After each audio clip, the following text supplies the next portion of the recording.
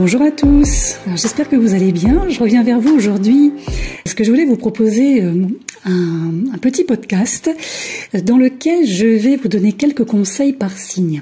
Alors, quel type de conseils, me demanderez-vous? En fait, pour chaque signe, vous allez voir, il y a un domaine, une thématique qui vont être importants à ne pas laisser de côté.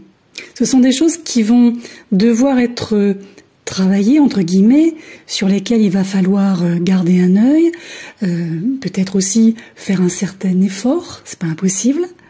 C'est un peu le plus de votre année. Il faudra pas passer à côté dans la mesure où ça pourra être davantage un atout qu'un, je dirais, un boulet. Donc c'est pourquoi il va falloir être attentif à tout ça.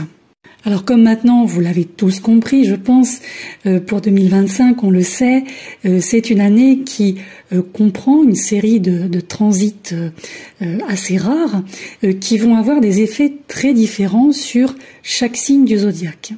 On a ces quelques événements majeurs qui sont attendus, c'est vrai, on peut bien le dire. Et donc quelque part on se prépare à une grande avenir. Alors attention, quand je dis grande, ça ne signifie pas ultra génialissime, c'est plus dans le sens où on va avoir pas mal de modifications au niveau de nos chers astres, mais aussi au niveau des énergies.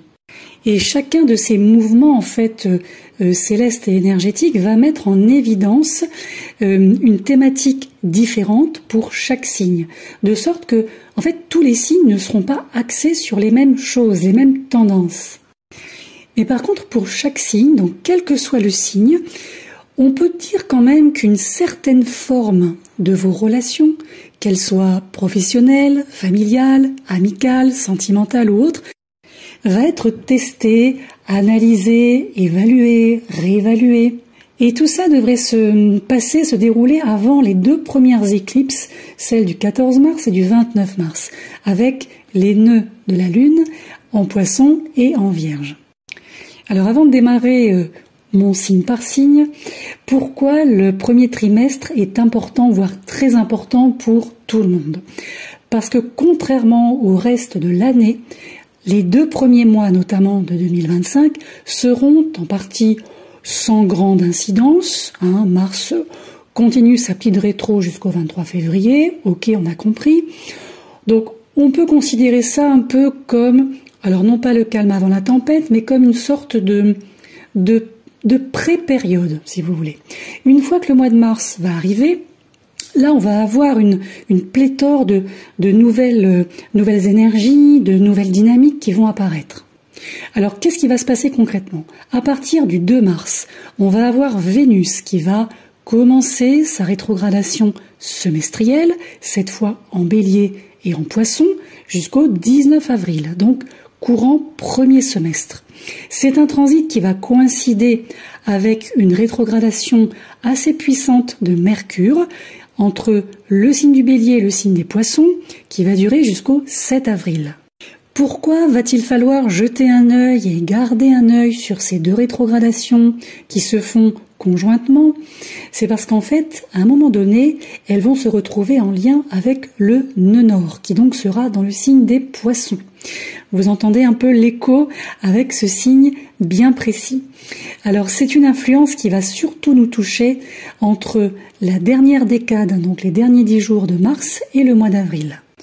Et là, on aura déjà commencé, initier ce changement d'axe nodal, nœud nord, nœud sud. De toute façon, je vous proposerai un podcast sur ce changement des nœuds, les nœuds qui donc étaient ces derniers mois dans l'axe Bélier-Balance, et là qui vont passer dans l'axe Poisson-Vierge. Donc on va radicalement changer de dynamique, d'énergie et d'intention. Pour chaque signe, n'hésitez pas à prendre en compte les informations de votre ascendant et de votre signe solaire.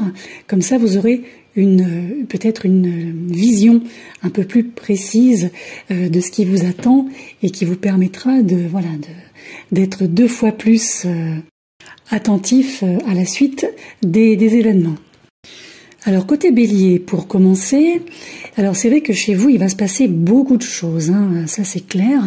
La rétro de Mercure, la rétro de Vénus, une éclipse solaire de nouvelle lune, et non pas une mais deux planètes dites extérieures, donc planètes saturniennes et transsaturniennes qui vont arriver chez vous.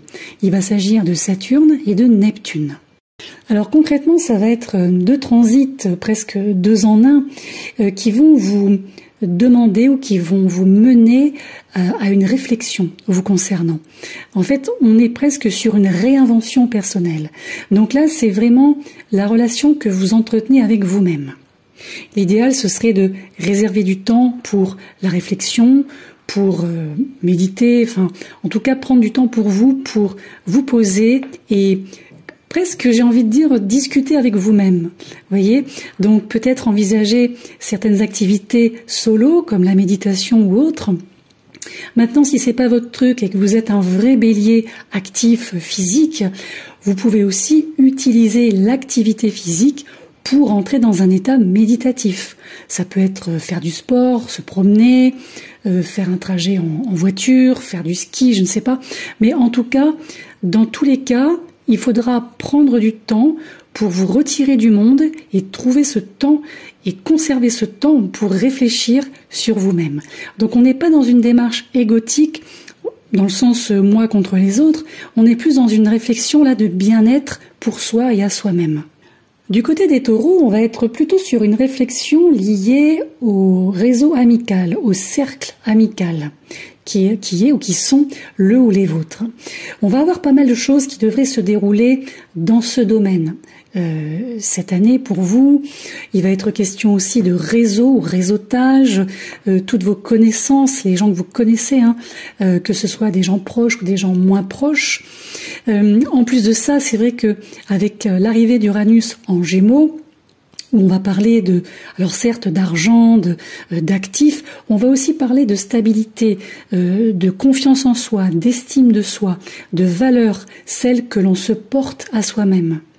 Et là, il n'est pas impossible que vous vous retrouviez face, alors peut-être non pas à un choix, au sens c'est ça ou rien, mais plutôt face à un équilibre peut-être à retrouver ou à trouver entre d'un côté vos relations dites personnelles et de l'autre les biens, l'argent et un certain confort.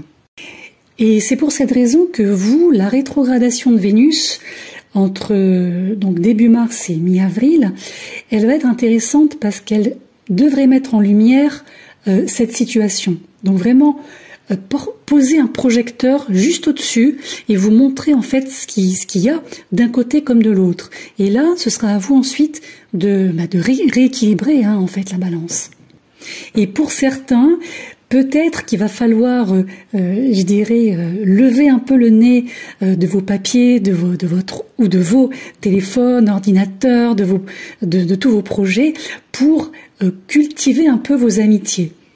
Alors, non pas dans le sens pour les utiliser ou pour en faire quelque chose qui va vous servir, mais juste pour vous rendre compte que vous n'êtes pas tout seul et qu'il y a des gens qui sont autour de vous, qui vous aiment et qui ne demandent que ça, justement de pouvoir continuer à vous fréquenter. Et vous, de l'autre côté, ne tenez pas les gens pour acquis non plus. Il y a quelque chose qui va peut-être falloir revoir aussi par rapport à ça. Du côté des Gémeaux, on va être ici sur des questions qui vont se présenter concernant vos relations professionnelles. On a une vraie dynamique là qui se met en place, quelque chose qui a l'air de vous mettre face à ce que vous voulez vraiment faire. Quelle est votre vocation? Quelles sont vos envies? Jusqu'où va votre ambition aussi? La toute première rétrogradation de Mercure, plus celle de Vénus, comme on l'a vu, qui se produisait quasiment au même moment, va être importante. Pourquoi? Parce que cette double rétrogradation va venir activer tout votre réseau professionnel et justement cette idée de « mais qu'est-ce que je veux faire » ou « où vais-je en fait dans ce domaine ?» Il peut y avoir pour certains un vrai changement d'état d'esprit, une espèce de retournement d'état d'esprit sur ce pourquoi vous travaillez. Est-ce que vous travaillez sur ou dans quelque chose qui vous plaît vraiment? Est-ce que vous aimeriez ou faites en sorte de changer ce que vous faites? Donc c'est un début d'année qui peut poser pas mal de questions dans cette sphère. Ensuite, quand on arrive avec l'entrée d'Uranus dans votre signe, de votre vivant, vous ne l'avez jamais eu, hein, aucun Gémeaux parmi nous tous. Donc ça démarrera le 7 juillet. Là, tous les paris seront ouverts dans le domaine professionnel. C'est une énergie imprévisible qui devrait vous permettre de faire tout ce que vous devez faire pour que vous soyez épanoui dans votre boulot.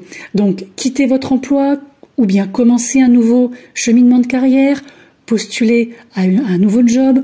Là, toutes les portes sont ouvertes. Ce sera après à vous, effectivement, de faire un choix et de voir ce qui vous correspondra le mieux. Pour le signe du Cancer, alors ici, il va s'agir de relations entre vous-même et les autres, notamment le fait de faire part de certaines limites que vous allez mettre en place, que vous allez devoir mettre en place, et surtout respecter ces limites. Alors comme on le sait, Mars va reprendre sa station directe à partir du 23 février dans votre signe. Mais d'ici là, il devrait vous fournir quand même pas mal d'indications sur la façon dont vous avez tendance à réagir quand vous vous sentez un peu acculé, pris, alors peut-être pas pris au piège, mais où en fait on vous laisse pas trop le choix de dire oui, de dire non, d'agir, de ne pas agir. Et là justement, vous allez peut-être un petit peu changer votre fusil d'épaule, en tout cas c'est ce que je vous conseille, c'est peut-être de prendre le temps de réfléchir avant de toujours dire oui à tout le monde et à tout. Et ça va être vraiment valable durant les rétrogradations de Mercure et de Vénus, et aussi pendant les éclipses, parce que c'est vrai que à ce moment-là, vous pourriez avoir une tendance à vous étendre un peu trop vis-à-vis des autres, à ne pas prendre en compte le fait de savoir si vous avez envie de le faire, si ça vous convient. Non. Vous faites quand même partie de ces signes qui sont très empathiques, très attentionnés, très à l'écoute. Donc, c'est vrai que dire non, pour la plupart, ça vous coûte. Mais heureusement, ces rétrogradations et ces transits vont vous demander de vraiment réfléchir à la notion de limite, comme je vous disais tout à l'heure. Pourquoi éliminez-vous, éradiquez-vous les limites de manière à pouvoir faciliter les choses pour les autres, avant vous-même? Là, il va être enfin temps de répondre à vos propres besoins avant ceux des autres. Du côté du signe du Lion, on va beaucoup parler de relation à l'argent. Durant cette première partie de l'année, il va y avoir beaucoup d'actions autour des questions de revenus, donc ce que vous gagnez, peut-être aussi pour certains de dettes ou d'actifs partagés. Pendant la rétrogradation de Mercure et celle de Vénus, plus la plupart des éclipses, ça va vous donner un grand signal pour régler vos finances.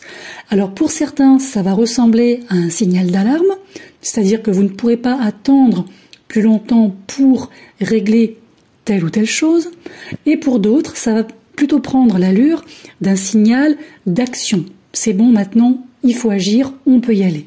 Pour la plupart, il va être surtout temps peut-être de mettre de l'argent de côté, d'économiser un peu, ou bien d'investir pour ceux qui ont un peu plus de sous, peut-être aussi d'arrêter certains frais qui sont peut-être inutiles ou disons supplémentaires, un petit peu facultatifs, dont vous n'avez pas forcément besoin.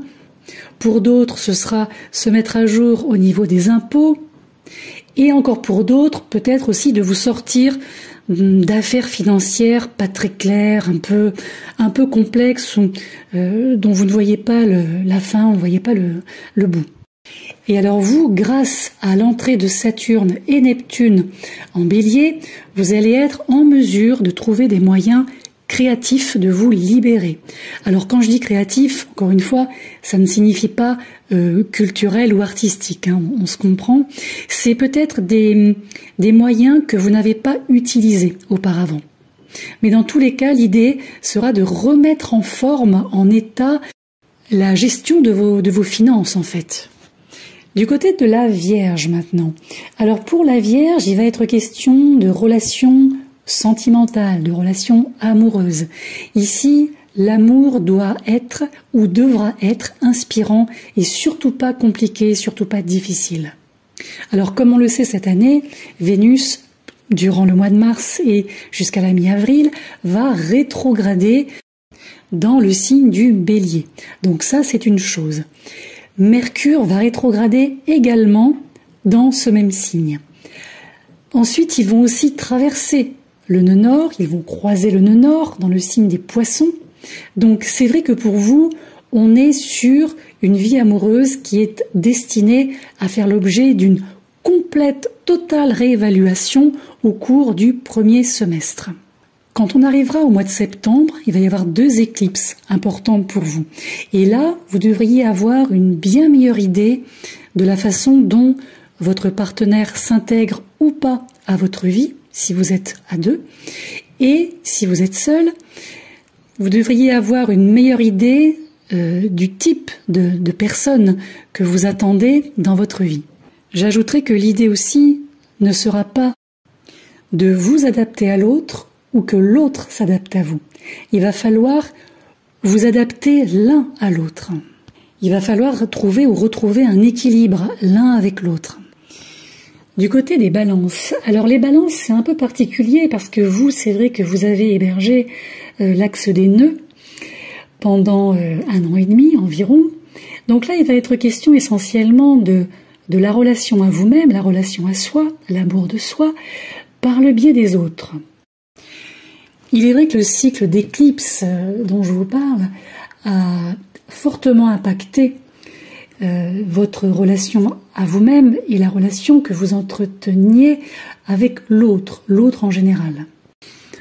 Avec le nœud nord en Bélier, c'est vrai que ce qui vous était demandé, c'est de vous concentrer sur l'amour de soi plutôt que de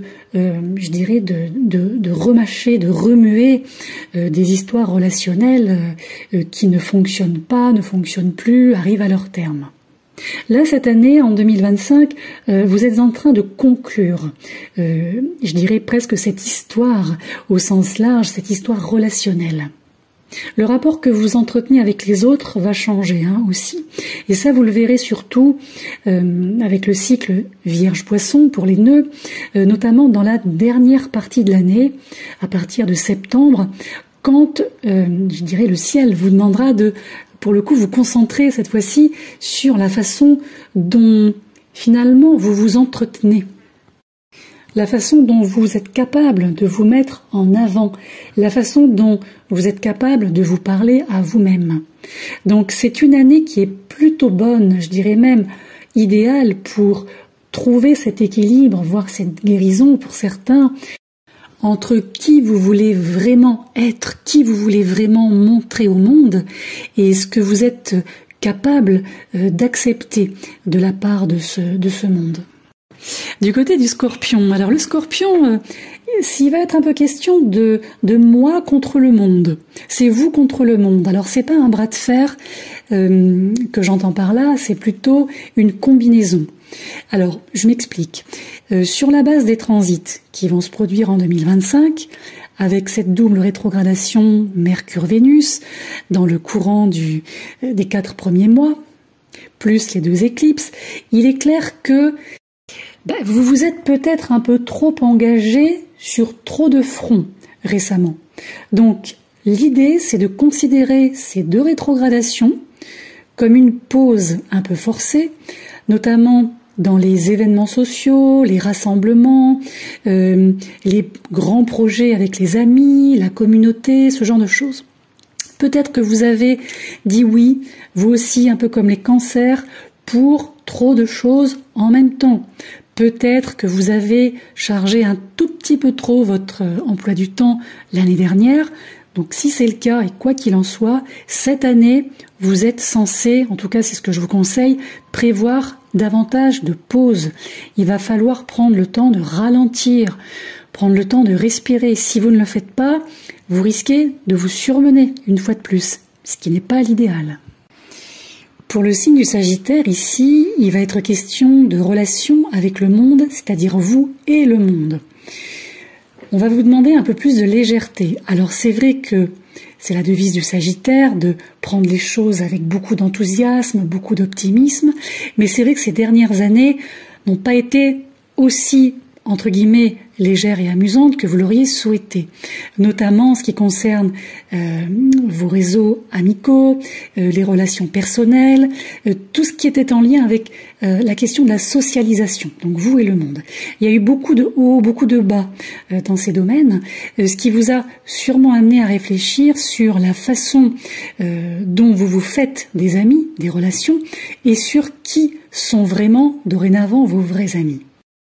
En début d'année, vous allez peut-être vous poser pas mal de questions, notamment durant les 4 premiers mois, avec la double rétrogradation Mercure-Vénus et quelques éclipses, on en reparlera, sur les changements que vous aimeriez probablement apporter à votre vie professionnelle, mais aussi à votre vie familiale, notamment votre lieu de vie.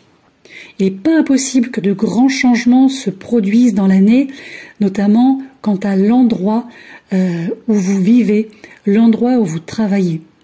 Mais quoi qu'il se passe, essayez de garder une certaine forme de recul. Ne dramatisez pas les choses. Vivez les choses au jour le jour et surtout ne vous forcez pas. Si on vous demande d'aller à tel ou tel endroit, si on vous demande telle ou telle chose, si vous ne le sentez pas, vous ne le faites pas. Il va y avoir, je pense, pour la plupart des Sagittaires solaires ou ascendants Sagittaires, des grands changements, ou en tout cas des évolutions très importantes dans ces deux domaines, mais encore une fois, écoutez-vous. Alors comme on dit aujourd'hui, écoutez votre cœur, moi je vous dirais, écoutez-vous. Ne forcez rien et surtout et avant tout, il n'y a pas de fatalité dans les événements que vous vivez ou que vous allez vivre. Pour le signe du Capricorne, alors ici, il va être question de la relation que vous entretenez avec votre maison, votre foyer.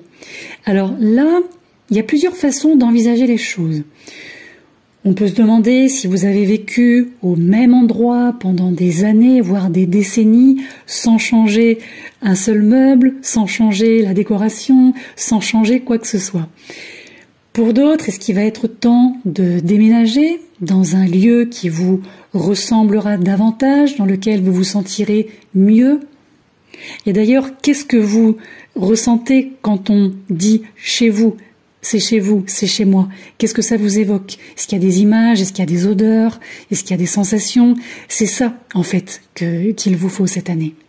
Et ce sont en fait des questions que vous allez vous poser, en particulier pendant la double rétrogradation de Vénus et de Mercure, entre le 14 mars et le 7 avril notamment.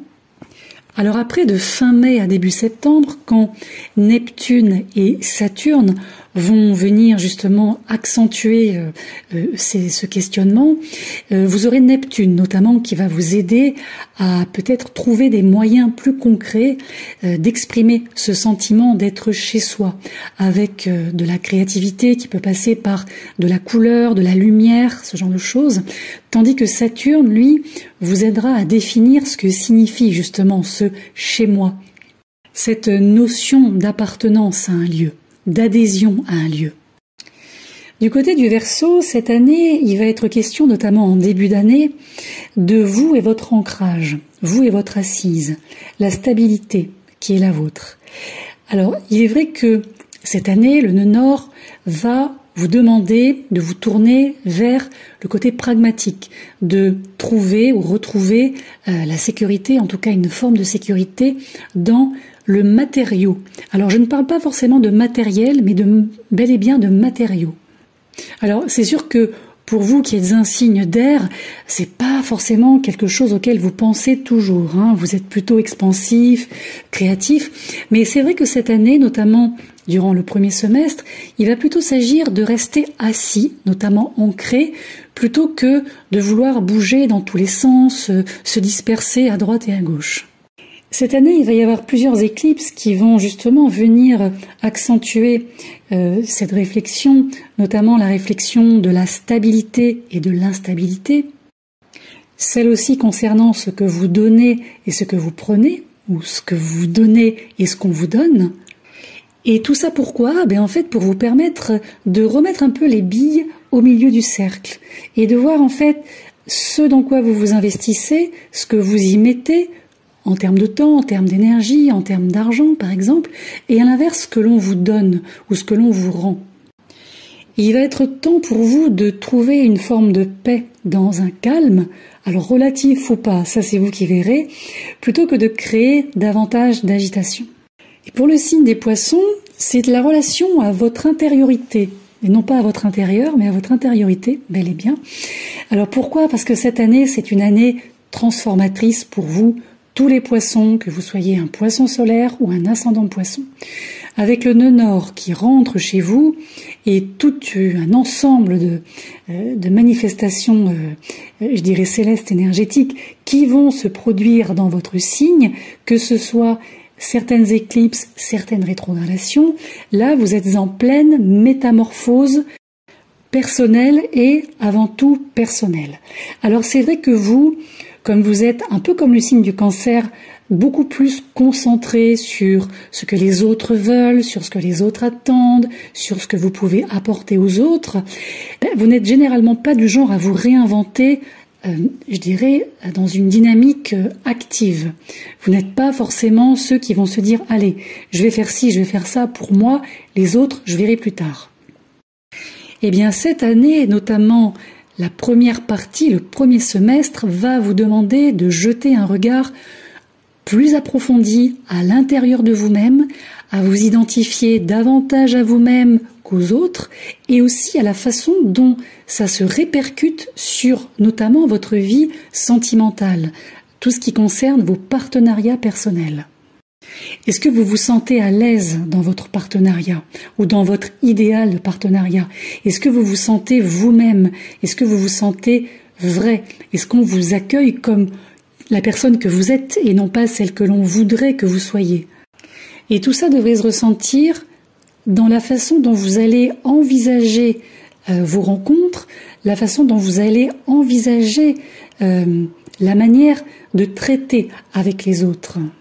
Voilà pour nous tous. Écoutez, vous savez ce qu'il vous reste à faire. En tout cas, moi, tout ce que je peux vous conseiller, c'est vraiment de prendre soin de ces thématiques qui vous concernent, d'entretenir ce terrain, j'ai presque envie de dire ce terreau, de manière à ce que les fruits, les fleurs, ce que vous voulez, puissent en fait pousser correctement et ne soient pas entravés dans leur développement.